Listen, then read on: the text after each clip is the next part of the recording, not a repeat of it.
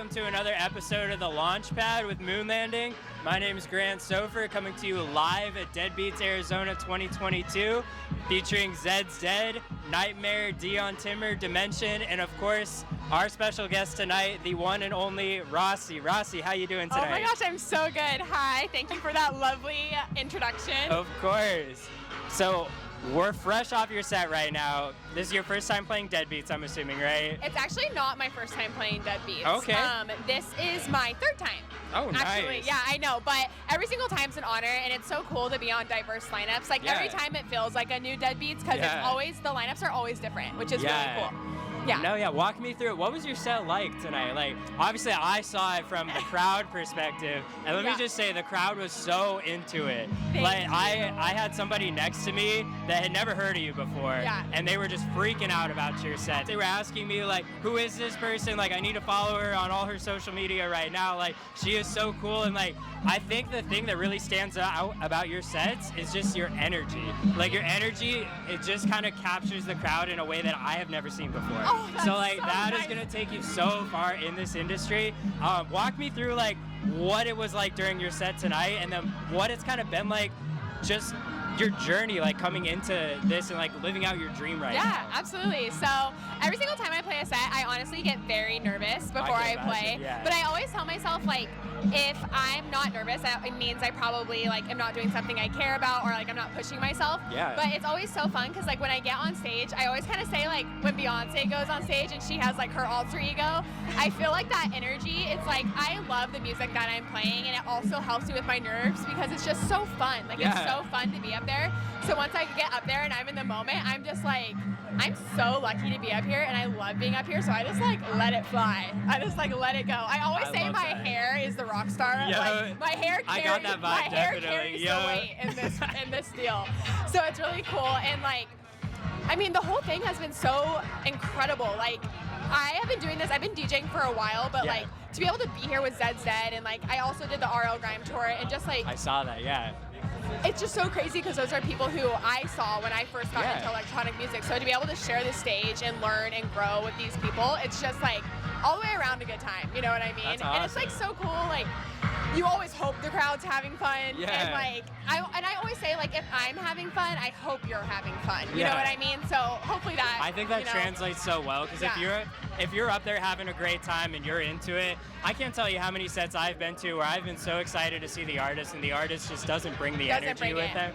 Like, that's where it all starts. If you're bringing the energy, that's going to translate to everybody out there. Even if somebody doesn't like their music, they're going to see your energy, and they're going to feed off that so much. Absolutely. And even with like stuff like this, since I play trap, like, obviously the rest of the lineup isn't necessarily trap artists. So I'm always like, okay, like, I'm going to go hard and hopefully bring everyone to the trap side, because I know trap's it's coming back up. It's having its moment again. But I know it's like a little of the underdog. So I'm like, okay, well, we're going to leave, and you're all going to like trap. You know what I mean? So I was going to actually ask you that. How would you describe your music to someone that has never heard your music before? Because somebody was asking me, like, what kind of music is Rossy? How would you describe her? And I said it's trap. It's definitely trap, but it's like a different version of trap that I've never really heard before, and it's really unique, and it's really awesome. It's almost like a euphoric kind of trap. Like, would you say that's like an accurate description? Yeah, I really do. I always say I make like, because I obviously make like trap bangers, and then I also make melodic trap, but I feel like I'm really like emotion forward based when I make my songs. So even when I make bangers, I feel like they're really cinematic, and there's a lot of feeling that goes into them. So I guess when people ask, I'm like, cinematic, melodic, trap, bangers is like kind of, I guess, what it is. I love that. That's awesome. So what do you see as like your vision moving forward for Rossy? Like, what is the next step for this project here? Honestly, to me, the sky's the limit. Like, every day, I'm thankful to just get to what I get to do, because if you would have told me what I'm doing now 5 years ago, I would have been like, no, like, you're crazy.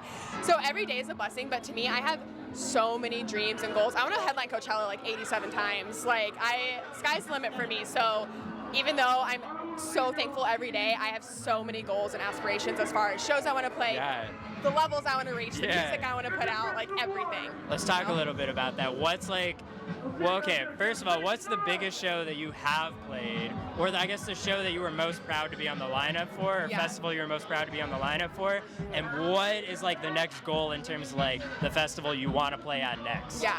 Honestly, that's a really hard question to answer as far as my favorite festival or show, because there's been There's so many. There's been a lot. And like I've been really lucky, especially like the end of last year going into this year, to play so many incredible shows. Yeah. So I don't really know if I can answer that. All of them. It's a tough question. I'm gonna say all of them, which is a really bad answer. Yeah. But moving forward, I have really big goals for next year. I really want to do Coachella is the first festival I ever went to, so really? I'm aiming really high with Coachella.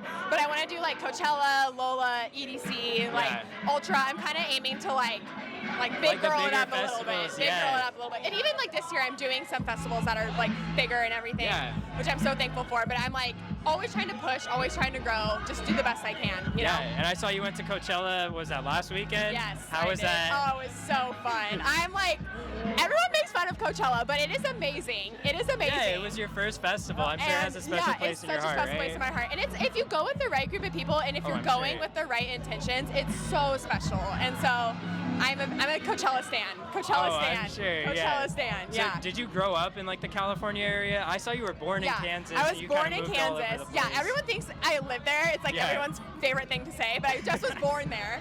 And then we moved to California when I was in the 2nd grade, and I lived in California since. So like pretty much my whole life I've been in California, but in Northern California. I'm from Northern California, and then I moved to LA literally 3 weeks before the pandemic happened. Oh, man. I know. What unfortunate timing. I know. It was such I'm sure unfortunate your rent timing. didn't go down. Oh no, it did not go down. Yeah. Did not go down. Thankfully, I had a really good group of friends that stayed in LA, and like we were able to like keep each other sane and everything. But if it wasn't for that, I don't know if I would have lasted.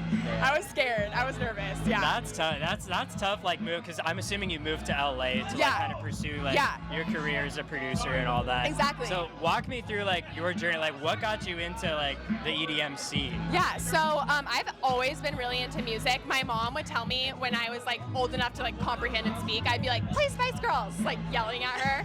I love Spice Girls and I love Shania Twain. And then I know, literally, who doesn't? Like, let's go, girls.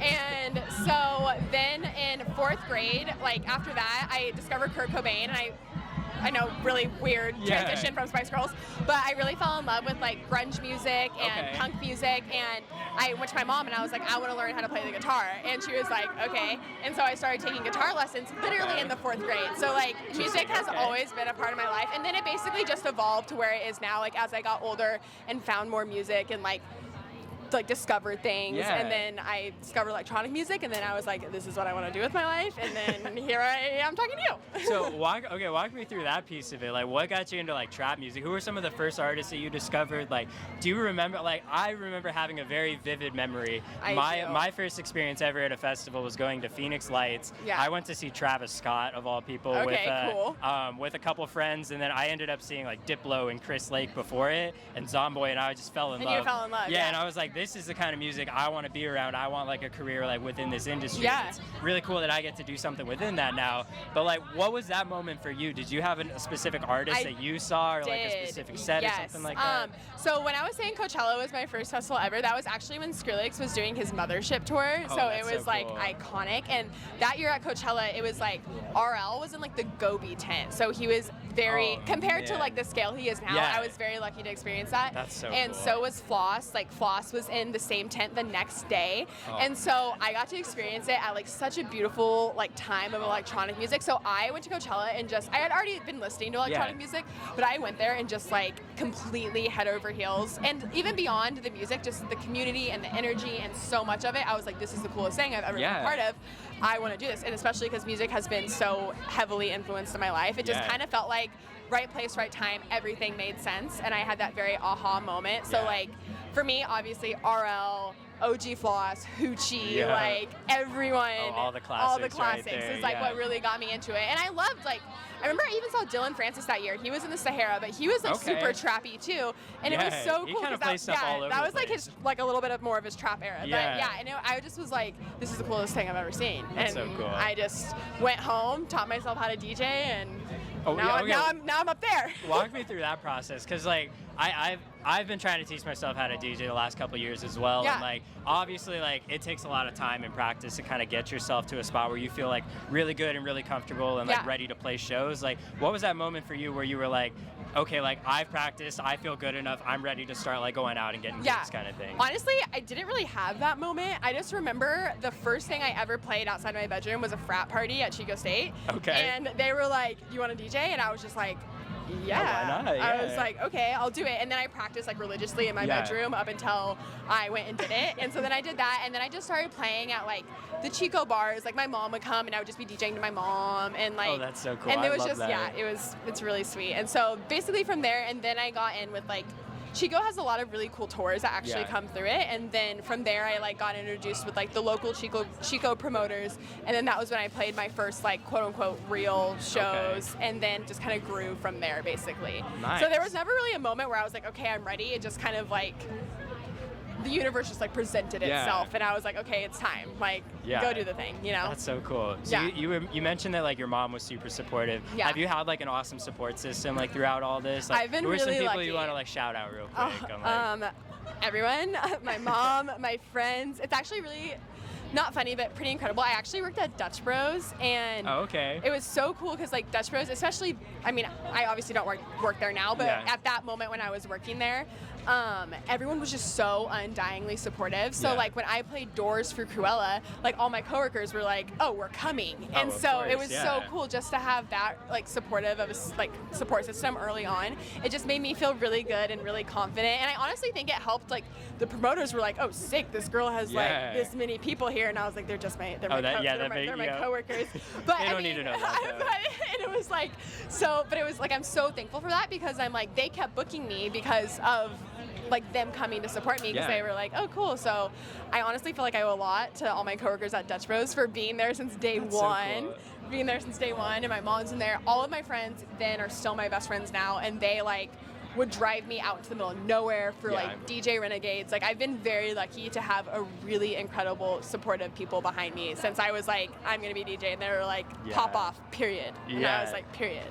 That's so cool. So Yeah. like you got your start like obviously like DJing and all that. When did you start making that transition into producing music Producing? and starting releasing your own Yeah, kind of stuff? it was actually I think like 2 years after I started DJing, and it was honestly nice because I like had such a good idea of like song structure and everything that really helped understanding how to make music. Yeah. But I was really intimidated making music because it was just so scary looking. Yeah. Like the DAW, Ableton's so scary. Yeah. But then I was like, okay, stop being a It's baby, overwhelming, figure it yeah. out, It and then I definitely figured is, it out. yeah. I was really lucky. I had like 2 friends who really made music, and then one of them, my friend Miko, he's so talented. Check him out. And What's his name again? Miko. Miko, okay. Yeah, and we were like the only people really in Chico making music, so we would just Okay. work on music all the time together. And Yeah. so that's like what really kind of started to grow my production. And then the first thing I ever put on SoundCloud was a bootleg remix of Meant to Love You by Jaws. And Okay. I think it's still up. It's probably out there. We gotta go I think, find it. I think it's on SoundCloud still. We'll edit this afterwards and like I play, know, play we'll it like do a over. little clip of it. It's like Bass House, so very different than what's happening different now. from what you very got different, released, very yeah. different now. Yeah, That's very cool, different. but it's cool though to like release like different kinds of music Yeah. because it kind of helps you get to like what your ultimate craft Yeah, is and like what absolutely. you're ultimately going to specialize in kind of thing. Yeah, So, like, absolutely. It's always interesting to hear like what people started with to what they are now. Yeah. Yeah, that's always like really cool to I hear. agree. Yeah, you have to grow. It's all a growth process. Like Yeah, no matter definitely. what, you know what I mean? Yeah. Yeah. So you mentioned that you moved to LA literally 3 weeks before COVID started. So like, walk me through what was COVID like for you? Like, obviously Yeah. everybody has their own COVID story. Like, what was your COVID story? Yeah. Especially being in the music industry. Like, all of us know like COVID really hurt the music industry a lot, and ultimately. Not everyone kind of came out successful with it, Yeah. but obviously like you're one of the few that definitely came out successful through that time. Like walk me through what was that time like for you? What did you spend your So, time doing during that It time? was like pretty. I feel bad saying I'm grateful for the time I had just because Yeah. I had worked like 6 days a week the entire time. So it was the first time in my life I ever had time to really like To really focus work on- on music. yeah, Like yeah, definitely. I obviously worked on music, but we all lost our jobs. Yeah, we all were yeah. furloughed, and so like I was just like, okay, well, I'm gonna work on music, and I was just in this house by myself in LA, Yeah, exactly. and I was like, I don't know, I'm gonna figure this out, and so I just very much dug into like the creative side, and I'm very fortunate that like it worked out coming out on the other side of COVID, because like I was very scared. I remember when COVID hit, like I called my mom in Northern California, and I was like, do I come home? Like, what do I do? Because I'm from Chico, it's relatively small compared to LA, and I was really overwhelmed, and I was just like, Mom, what do I do? And she was like, you can come home if you want, and I was like, I don't know what to do, and then I obviously ended up staying. Everything ended up being fine, but yeah, it was just nice because I had time that, and I feel really guilty saying that because obviously COVID was really awful. No, but yeah, just it's a tough time for a lot of people, but ultimately, like, it's just like any other time. It's what you make of it and how you end up coming out of it. Yeah, exactly. So I'm thankful. Thankful for the time I was able to have just to be able to work on myself. You know what I mean? Thankful for what you were able to make of it. Exactly. That's really cool to hear. Exactly. So I've seen you posted a lot on your social media that like 2021 was the best year of your life. Walk me through that. Why was 2021 the best year of your life? The best year of my life. It's just because like I honestly feel so fortunate to be able to say this, but I feel like every year is going to be the best year of my life now. You know what I mean? Because it was the first year that I've ever toured like that, played festivals like that. I got to tour with RL Grime. I got to tour with Deadbeats. I got to tour with Boombox Cartel, Say My Name, like so many things that I've always just dreamed of. And I got to do it. And so I just feel like now, like even this year, I'm already like, oh, it's already the best year of my life. Yeah, like, we're only 4 months in. I'm like, oh, it's already so great. So I just feel like, I mean, we never know, but I just feel like if I keep on my path and like keep working hard, I just feel like every year is gonna be the best year. Yeah, and the future is definitely bright for you because like all the things we mentioned earlier, like your unique sound, your energy, like that kind of stuff is gonna take you very, very far in the industry. I hope so. It's this was the first time I got to see you live, and I was blown away by your set. Like just your like I mentioned it, I feel like I've said it 100 times before, but your energy up on the stage, like your hair, like it's the hair. It's the hair. Everything just makes it feel like. I don't know, you kind of just, it's one of those sets where you just kind of feel like it's just you and the DJ, and like, that's such a cool thing and a rare thing to see. That's really especially cool. like a big event like this where it's essentially a festival, like there's a ton of people here, and like, you can still like be so close and like, kind of just feel so close with the DJ in a lot of ways. I totally really cool understand to see. that. I love that, thank you. That's like, as a person up there, like I said, sometimes you can't tell, so to be able to hear that and like get that feedback, it means a lot. It means a lot. Well, I think an important thing to remember too is like every single time you're up there, it's somebody's first time seeing you, and somebody is going to be blown away by like what you're doing up there, what you're releasing out there. That's a really good perspective. Yeah, that's how I always see it. I think that's a really good way for DJs to look at it. That's a really good perspective. So we're about 4 months into 2022 here. So what's coming up for Rossy here? For the rest of 2022. Lots of festivals. What would you like to promote here? I have lots of festivals coming up, so if you're going to Beyond at the Gorge, Faded in the Park. Well, I will actually be there. You'll be there? We will be there, I'll see you there. Yeah, we'll be front row and center for you. Sick. Yeah, I'll see you there then. So I have that, I have Faded in the Park, I have Moonrise, cool. I have Breakaway. I'm trying to like actively not say things that trying to aren't think of everything yet. that you got I'm coming like, up. what's announced that I won't get in trouble for it? Because you're booked for things, but you can't say everything. Yeah, exactly. So I'm like, what's announced in my head. So off the top of my head, I think those are all the ones that are announced. That you can talk to us about. So what do you have upcoming in terms of like songs releasing? I have a song coming out very, very, very soon. I just had a remix I did for Jewels that came out on the 15th, so that's out right now. But I have my own single coming out very soon that may or may not be with Deadbeats. So